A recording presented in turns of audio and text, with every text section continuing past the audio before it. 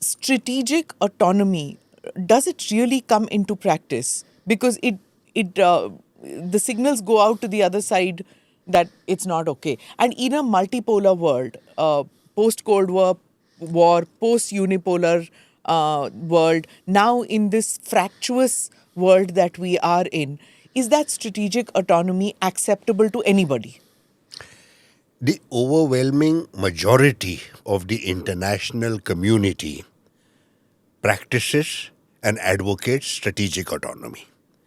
It is the Americans who have created this scenario of a possible new Cold War, where either you are with us or against us. The background is very clear.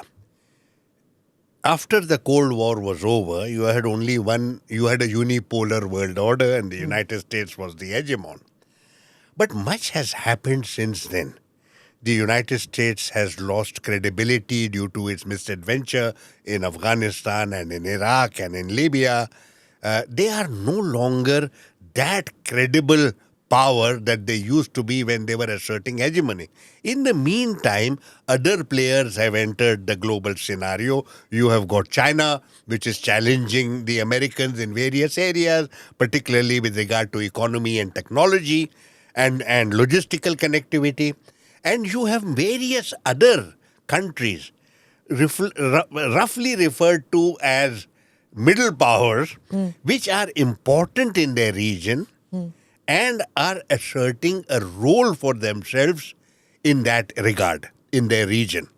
So this is why we call it a multipolar world order, where a large number of countries, usually middle powers, are seeking to assert their point of view and their role in world affairs.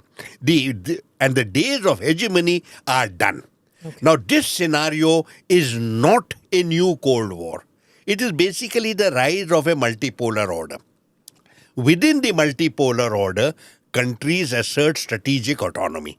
I know that very often when you use a term, it becomes a little boring, it becomes irritating. You see, earlier we used to use the term non-aligned movement. That term meant more or less the same thing, but it had resonance at that time because you had the East and the West. Correct. The Western Alliance and the Eastern Alliance, Soviet Union and the United States. So you were non-aligned. You were not part of one or the other. Once the Cold War was over, it made no sense to be using this term, non-aligned. So scholars started using the term strategic autonomy. When Dr. Jaishankar became the minister, he started saying that, look, let's go beyond strategic autonomy and come up with some other words.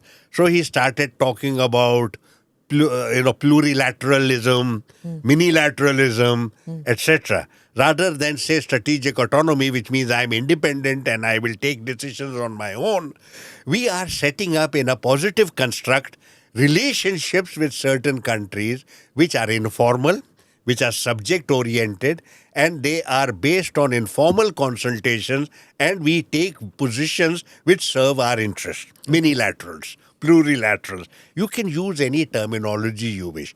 Why I use strategic autonomy? Because strategic autonomy says precisely what I wish to imply. And that is, I am an independent state. I want to take decisions on my own. I will not be influenced by decisions of other countries. I will take decisions in my national interest. That's what I'm asserting. Overwhelmingly, the international community is doing precisely that. Unless there are countries that are aligned with the Americans, Japan and Korea and Australia and the European Union, even there they have differences. Right. But those are differences within the family.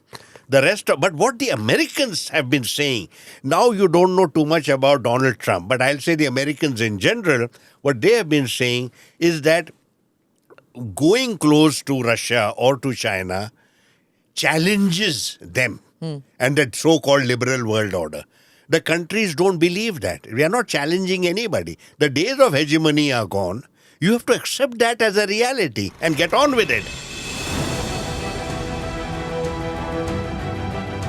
Namaste, Jai Hind. You're watching ANI podcast with Smita Prakash. अगर हम उसको मस्जिद कहेंगे तो फिर विवाद होगा. The issue is टूटा है क्या भारत? 400 पार का मतलब ये है कि संविधान खतरे में है. क्या हम लोग ये निर्देश देते हैं कि फला को गिरफ्तार करके जेल डाल दो? वही तो कह रहे हैं सब। ये बेबुनियाद निराधार आरोप। सच्चा सुनना चाहो देखो स्मिता प्रकाश ANI, it does not lie.